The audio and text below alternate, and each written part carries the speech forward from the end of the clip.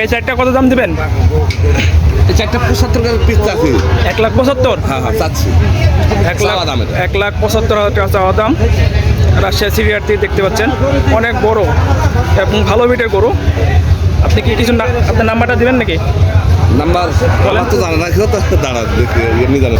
দর্শক তাহলে 1,75,000 টাকা লট, এই 4 পিস বড় সাইজের, যে কেউ নিতে পারবেন অবশ্য।